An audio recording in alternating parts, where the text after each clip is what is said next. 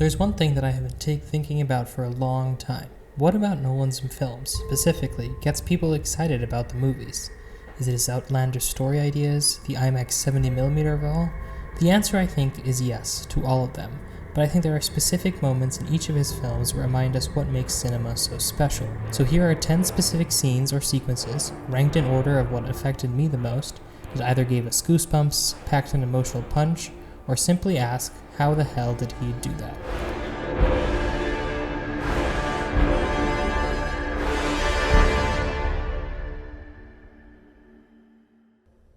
Are you watching closely? We start with The Prestige, one of Nolan's smaller films, but recently it's gained a lot more popularity, with some even calling it his best film, working to one of the most iconic twist finales of all time. So that would be the easy option to pick here, but for me, the most impactful scene has to be a double cross, and of the many throughout the film, I think the best is when we find out Borden was behind Angier's double's betrayal.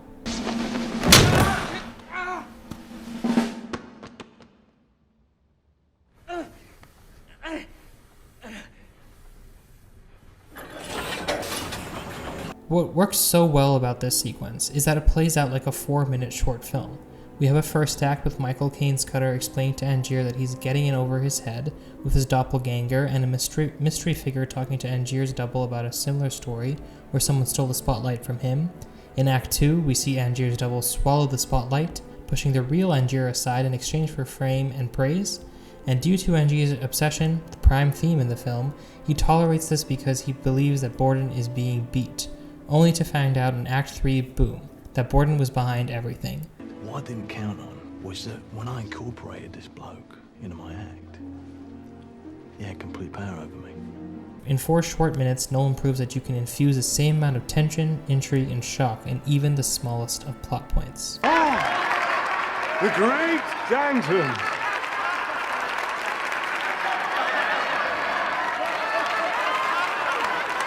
I apologize. There simply is too much magic for my stage at the Pantages. It's not who I am underneath, but what I do that defines me. Batman Begins, I think, doesn't get the credit it deserves. Sure, it has a host of flaws that even I have trouble getting over, but many people forget how fundamentally this shifted the superhero genre. But what I love about Batman Begins is how it is rooted in reality in some ways, but in others it is very much rooted in its comic book origins. And nowhere is that more present than in the police station escape scene, where Batman calls for backup. Backup. What that?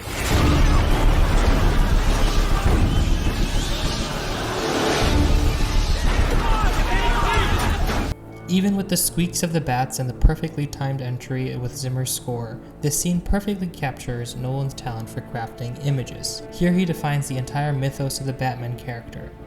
In a few shots with one of his warmest color palettes, Nolan gives us an expressionistic, almost primal image of Batman as being one and the same as a bat. That one shot where he descends and his cape flares is so well framed, capturing the lingering fear that Bruce Wayne / Batman still has. And of course, it just looks awesome. Excuse me. That's the bomb that didn't go off. That's the bomb with the real power to change the world.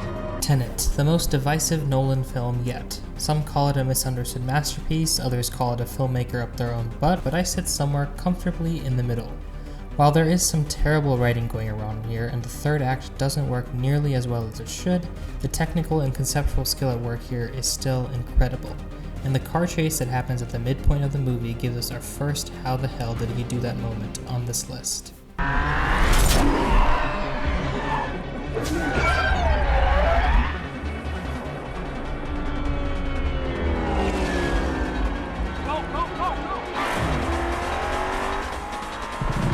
As much as we're trying to piece together what exactly is going on plot-wise, it's even more baffling to consider how they would have even filmed it.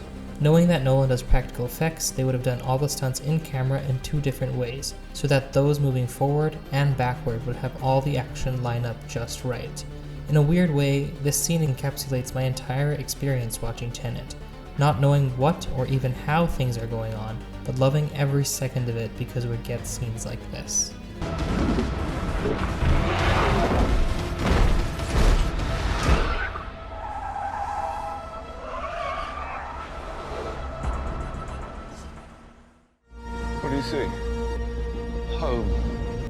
There's a lot to love about Dunkirk. It's one of those movies that you kind of push aside after you've seen it the first time, only for your appreciation to grow with every subsequent viewing. From a purely technical perspective, this is Nolan's most impressively directed film. Dunkirk proves that chaos is the key quality of war, and nowhere is that more felt than in the oil scene.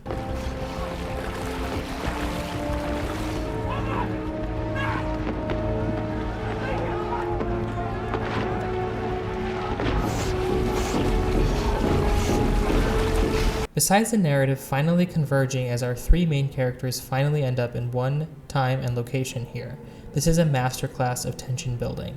First, we have Zimmer's score that guides us through the tension and one of the best uses of the shepherd's tone in any Nolan movie. Second, we have wonderfully staged action and one of the best boat flip and sinking scenes of all time. And finally, we have the amazing edit, balancing all three perspectives and establishing consistent stakes. And given that Dunkirk is a series of climaxes than one cohesive narrative, this one definitely feels the most significant.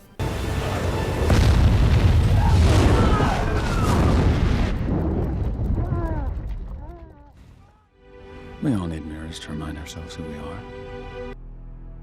Nolan's first movie is a hard movie to pick particular scenes from. Because it works as one big cinematic puzzle, a lot of the scenes here only work in context of the next. But there's one scene that when you're watching the movie, completely reorients what you can expect from the rest of it. And that's when Natalie lies to Leonard after he loses his memory yet again. You sad freak. I can say whatever the fuck I want, and you won't remember. We'll still be best friends. Or maybe even lovers.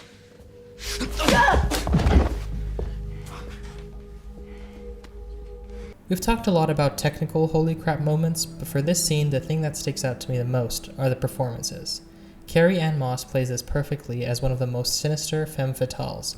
Then we go to Guy Pearce as Leonard, one of the most underrated performances not only in Nolan's filmography, but of all time. For me, this scene always has a huge impact because the acting is so strong. It makes this tricky narrative turn far more believable and really heartbreaking. Pen, write this down, write down what happened. Write it down, come on, concentrate, clear your mind. Find a pen.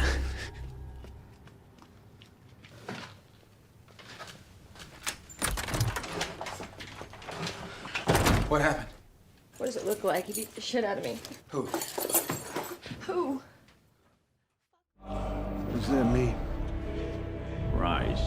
As many of you may know, The Dark Knight Rises is what I consider the worst Nolan movie. Beyond a lot of flaws in the writing and every performance here seems like it's running on autopilot, I actually think it's his laziest movie, where you can see his attention to detail falter.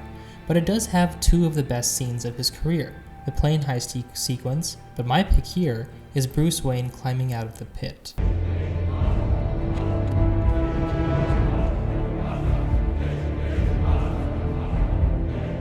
Obviously, the star of the show here is Zimmer's score, yet again. It takes a theme we've become so used to throughout this trilogy and syncopates it even more, so we feel Bruce Wayne's triumph is more than anything he's ever done. One thing that really works about the scene, and one of the cool things about the whole movie, I guess, is that it shows how capable Bruce Wayne can be without Batman as well.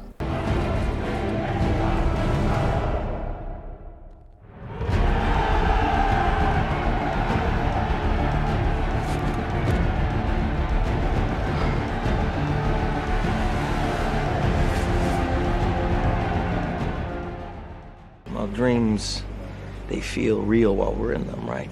It's only when we wake up that we realize something was actually strange.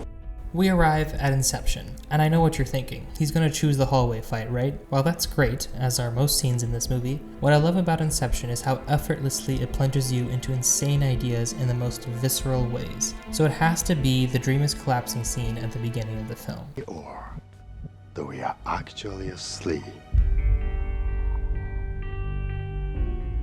I want to know the name of your employer. There's no use threatening him in a dream, right, Mom? What makes this scene work so well is how it communicates the rules of the dream world, not only through dialogue, but visually as well, on three different levels. The first being an informational level, communicating the rules of the world they're in. The second being on a thrill level, the entire scene is built on impending disaster. And finally, on an immersive level, And then of course the show-stopping bathtub dunk with one of Nolan's most iconic shots of all time.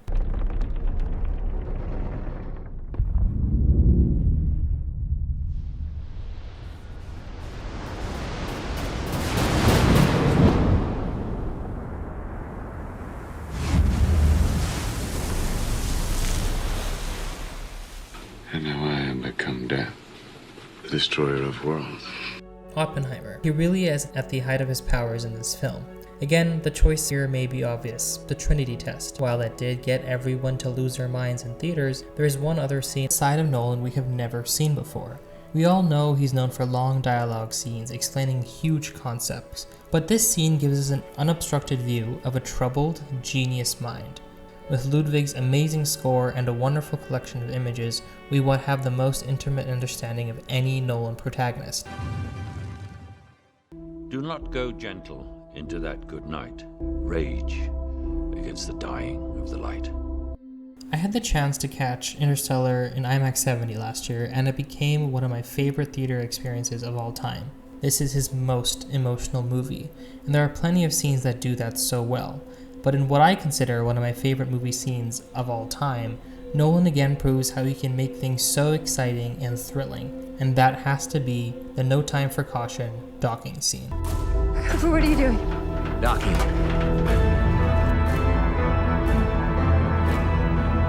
Endurance rotation is 67, 68 RPM. Okay, get ready to match our spin with the retro thrusters. It's not possible. No, it's necessary. At the risk of sounding like a broken record, it's Zimmer's score that shines again here. This scene plays out in a way that the entire thing feels like it was made to fit the music instead of the other way around.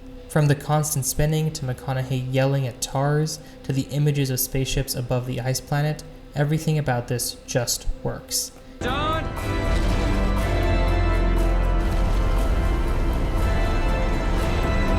Pushing out of orbit! Come on, baby.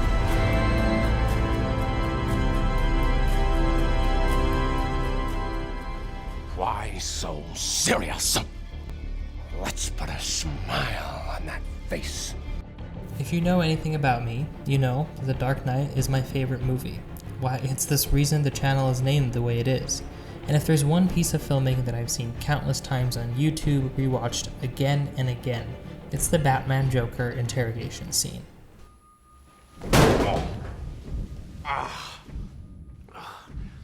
Never start with the head. The victim gets all fuzzy. He can't feel the neck. See?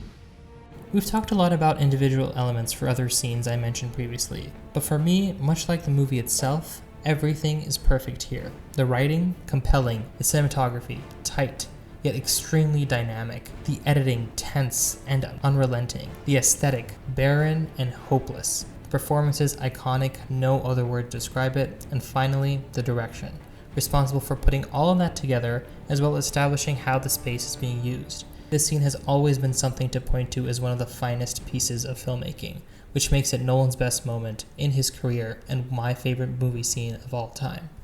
Right to begin.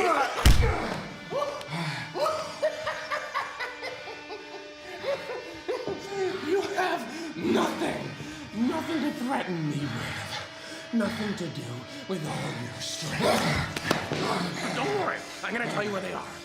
Both of them. And that's the point. You'll have to choose. So, there you have it, the ranked list of Nolan's best sequences. That's all I've got for you for this one. Let me know what you think Nolan's best scenes or sequences are, and I'll see you in the next one.